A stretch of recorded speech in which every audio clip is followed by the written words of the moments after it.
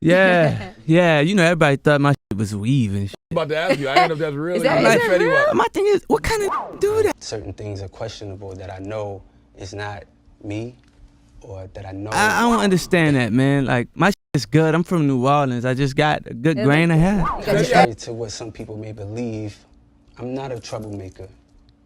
You know, I don't like. Did that first because you an R&B singer. You did what R&B singers supposed to do. I'm not an R&B singer. I sing. I've lost money, friendships, relationships behind. To be honest, you know, when I saw that video, dog, I didn't even know. Like, I had no idea that was even happening. I'm only responsible for myself, right? And I'm only responsible for, you know, what I do. You know, that's what media do, man. They make you out to be a monster, and he was the voice everyone was talking about. Killer vocals, raw lyrics, and that unmistakable energy that had fans throwing phones on stage and screaming his name like he was a god. But just as fast as he shot to fame, August Alsina started slipping from the spotlight. And it wasn't by choice. He collapsed on stage. He lost his sight. He almost died more than once. And while fans were still singing along to I Love This, August was quietly unraveling behind the scenes. The industry he trusted, it ghosted him. The relationships he leaned on, they imploded. And that scandal,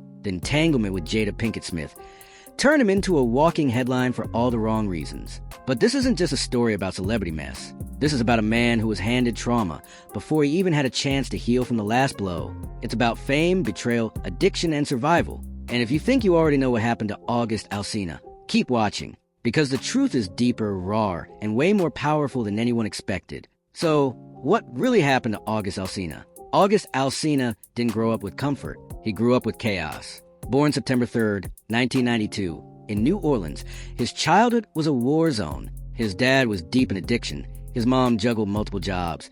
And home was wherever they could keep the lights on. Out of 5 kids, only 3 survived into adulthood. That kind of grief stays with you. And even though August tried to stay focused, the dysfunction around him never gave him a break. When his mom remarried, the household got even more unstable. Her new husband struggled with addiction too, and August was caught in the crossfire. Eventually, they moved to Texas looking for peace, but it never came. He bounced from house to house, sometimes with electricity, sometimes without. School didn't fit, home didn't feel safe.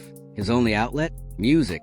It started in church, sure. But the real fire lit when he saw Lauryn Hill singing His Eye is on the Sparrow in Sister Act 2. That scene changed his life. He begged his mom for a webcam so he could upload covers to YouTube. She gave in. And just like that, August was out here, singing his heart out to no one at first, then to hundreds, then thousands. His voice was pure pain, and people felt it. But while the internet was starting to fall in love with him, his home life crumbled. His mom kicked him out. No warning, no support. He dropped out of school because he couldn't afford a uniform, broke, homeless, and rejected. He went back to New Orleans and leaned on the one person who had always been there, his older brother Melvin. And then the unthinkable happened. Melvin was shot and killed in 2010. The grief broke August, but also forced him to make a choice: stay in the streets or fight for a new life. He packed up, left New Orleans behind, and moved to Atlanta. He couch surfed. He lived in studios. He hustled like his life depended on it, because it did. And in 2011, Def Jam noticed. August Alsina officially had a record deal. From that moment on, he was on fire. In 2013, I Love This, with Trinidad James hit #1 on the Billboard R&B charts. The fans went wild.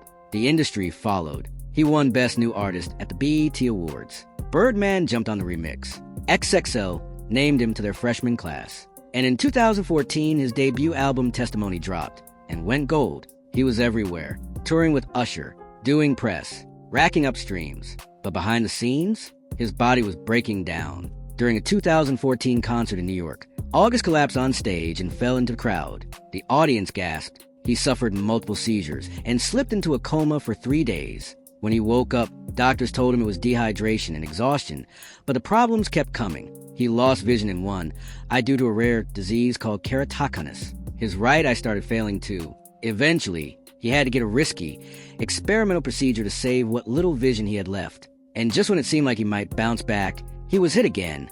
This time with a diagnosis of an autoimmune liver disease that left him constantly fatigued and in pain. And if you think that was the bottom, it wasn't. In 2017, he suddenly lost all feeling in his legs. Doctors told him he had Guillain-Barré syndrome, a rare condition that attacks the nervous system. He couldn't walk. He started for immunotherapy just to function. At the same time, he was battling something else, an addiction to painkillers. It had started after the collapse on stage. The pills were prescribed, but the emotional pain made them hard to let go. He leaned on people for support, including the Smith family, especially Jada. And that's where everything shifted. In 2020, August sat down for an interview and dropped a bomb. He revealed that he'd been in a romantic relationship with Jada Pinkett Smith while she was still married to Will Smith. And he wasn't vague. He said it was love. Deep, spiritual, soul-matching love. He even said Will knew about it and gave his blessing. The internet exploded. Jada denied it at first. Then came the infamous Red Table Talk. She confirmed the relationship, but labeled it an entanglement. That word alone became a meme, a headline, and a curse for August's career. Suddenly, he wasn't a singer. He was a punchline, a scandal, a side note in someone else's drama. People stopped talking about his music and started debating the Smiths. August became a trending topic for all the wrong reasons. And while the memes rolled in, he was still dealing with label drama, unpaid bills, and declining health. In 2019, before the interview even aired, he'd been evicted from his 6-bedroom mansion in Ventura County. 3 days' notice. No backup plan. In 2022, things got physical. August accused rapper Tory Lanez of assaulting him backstage over what he claimed was a personal slight. August posted photos of his bloody mouth and bruised arm. Tory denied it, but the fallout got him dropped from a tour. Another scandal. Another headline. But still no major support for August. What did he do? He pivoted. He launched a skincare line, Alsina Wellness, designed to help people heal the way he was trying to. He dropped a new album in 2023 titled Myself, his most vulnerable project yet. He called out the industry directly, slamming its fake support and manipulative culture. There's no HR in this business, he said, just betrayal and silence. And yet, he's still here, still fighting, still evolving. The entanglement might have wrecked his public image, but it never changed who he was. August Alsina didn't just survive. He took on more responsibility than most people could imagine. After his brother's girlfriend passed away from cancer, he stepped up and became guardian to their 3 daughters, 3 little girls. No cameras, no PR, just diapers, school drop-offs, and late-night hugs. That's the part people forget. While the blogs were calling him messy, he was parenting. While the labels were stalling, he was teaching math homework. No assistants, no entourage, just him. And that's why his fans never fully gave up on him. Because underneath it all, under the headlines, the drama, the medical emergencies, August Alsina has always been real. Too real, maybe. In an industry that rewards polished lies, August told the truth. Every time. Even when it cost him everything. And that kind of honesty, it's rare. Let's not forget the moments that shaped him. Like when he was in a coma, and he swears his late brother visited him. He said it wasn't a dream. It felt real. Like Melvin was telling him to keep going. That moment stuck with him. It gave him peace. It gave him purpose. Or when his cousin tried to blame him for his brother's death, and August posted the text messages publicly just to show how deep the pain went. That wasn't clout chasing. That was a man trying to clear his name to the only people who mattered, his family. Even the eviction, that wasn't just financial failure. It was part of a bigger story. He had given everything to his label, his music, his fans. And when he needed help, no one picked up the phone. No one offered a place to stay. So he started over, again, and now he's back on stage. The venues are smaller, sure. The headlines aren't screaming his name. But the people who show up, they're there for the music, the story, and the truth. So here's the real question. Can August Alsina make a full comeback? Or did the entanglement do too much damage to recover from? Is there still room in the music industry for someone who tells it like it is?